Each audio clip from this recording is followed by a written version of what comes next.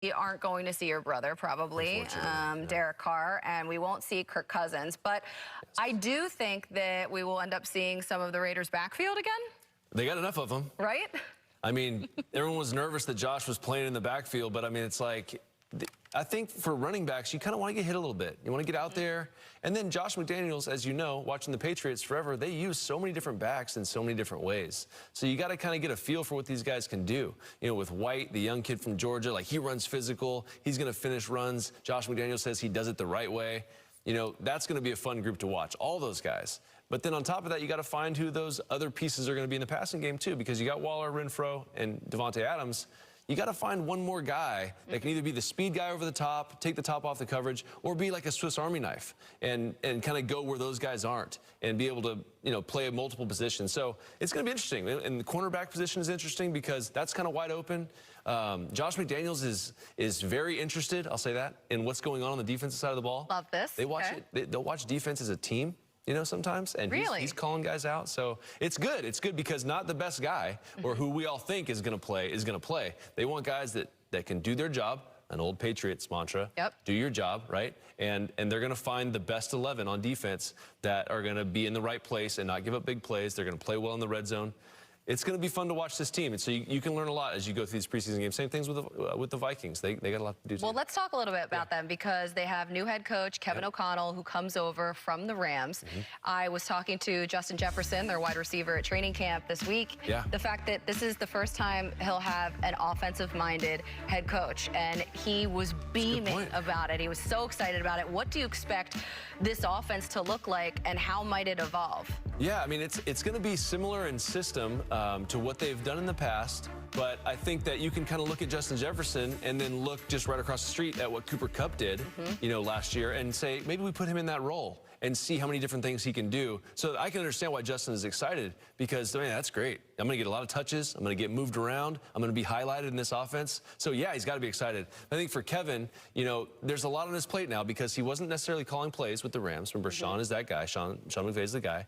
And then now you have that on top of the head coaching responsibilities. So situational football, that has to be good. All that stuff that you got to think about. So there's a lot going on. So he's got to work through that. Yeah, I was thinking about the fact that he's never called plays before, and I'm not sure that we could even count when he partially called plays in Washington, but that's a little bit. So he's got a tiny bit of experience there, but now this is his real deal. It's all his now. Right. And he does have that pass connection with Kirk Cousins from their time together in Washington. So that will help for sure. Next week, the Commanders, speaking of Washington, this is the first game I just saw on here. They're taking on the Chiefs. So we'll get to check out that game, plus a slew of others up here. Panthers and Patriots. We got Broncos and Bills. That's never a doubt. The Bills, never a doubt. So let's get into this game a little bit. Matt Ryan and the Colts offense. The Colts offense was a little sloppy. There were some penalties. There was the sack. It seemed like the wide receivers couldn't maybe get a ton of separation. What did you think? Yeah, you nailed it on the last one. So 6 of 10. The 6 completions were against pretty clean coverage zone looks. Matt is going to do, that's going to be their system, is make them load the box, make the defenders load the box for Jonathan Taylor, create one-on-ones on the outside, then you got to win. Like you said, they have to create separation. You can do that with formations. You can do that with route concepts. But so far, so good with Matt Ryan. Matt Ryan, in training camp, all accounts, he's been fantastic. Great to have. They have an answer at quarterback that they feel like they haven't had in the past. So going forward, it's all about the run game. Let's be honest. That's what it is. And now you got a veteran quarterback that's obviously been in the Super Bowl before, won MVP in this league. He still has the physical ability to make plays and to get the ball to those receivers. And I think that receiving group is actually going to be better than people give him credit for. I love Alec Pierce, the rookie from Cincinnati. He's fast. He's got great hands. Frank likes him too. He's excited to show this group off, I think. The one thing that I would say from today is that left tackle Matt Pryor, he had some issues, and he was just getting beat by the Bills' backups. Now, the Bills' defense is really good, but that is something that they need to shore up. But Matt Ryan's never had a running game like this. Jonathan Taylor, the heartbeat of that offense. Okay, so let's check out the training camp spotlight presented by NerdWallet as we focus in here on the quarterbacks, because that was what that was all about in that game. So I know that you are super high on Baker Mayfield. It sounds like Matt Rule is somewhere in between. By the way, the Panthers won that game 23-21. He's cautiously optimistic. That's right. So Mayfield, he made the start, and he looked pretty good. He got hit behind a line that's sort of a work in progress. Yeah, they're figuring it out. What did you think about his start? I don't know. I'm just kind of based on what it looked like they asked him to do. I thought he did a good job. I thought he had some pressure, like you mentioned, on a third down, made a nice throw, hung in the pocket, got through his progressions well. One of the earlier throws, yeah, see this move in the pocket, good, smart, make a good decision, get some positive. He's a better athlete than I think people give him credit for. So I think that going into this thing, I really believe that it was his job to lose. And I don't think that he did anything today to open the door for Sam Darnold. So just keep progressing. This is still early for him. It's still early on in the training camp process. Remember, he didn't get there until right before training camp.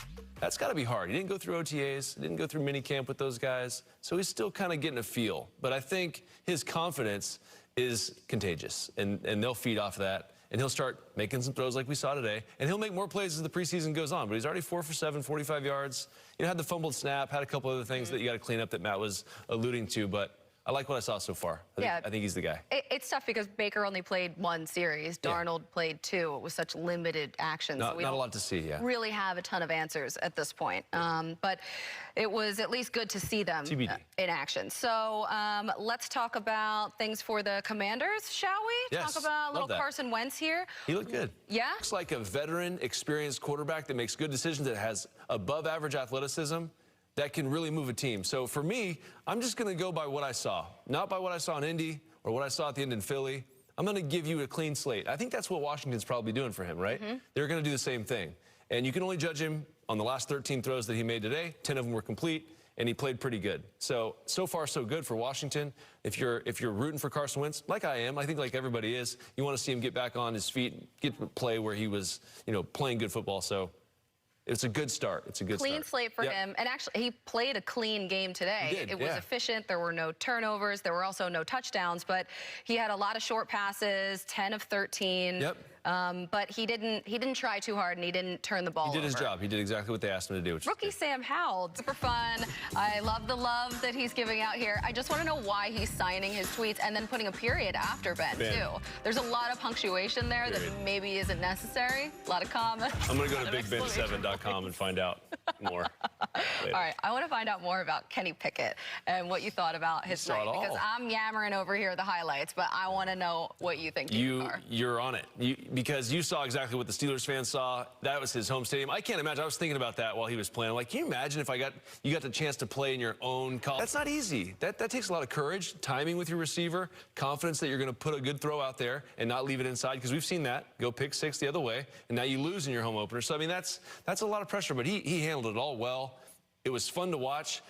I thought when I saw Mitch play, oh, Mitch is the guy. They got it. Right. Kenny, take your time. I don't know if we're going to be able to hold the man off. Like, I'm waiting for Mitch to have like a fumble. Like we even saw when Mason Rudolph came in and he fumbled the first drop back and the Boo Birds came out. And you're like, oh my gosh, they're not going to wait long. They want Kenny Pickett right now. So Mitch is going to have to be on it if he is the starter week 1, because and show us what he showed us in Buffalo and be that guy, then great.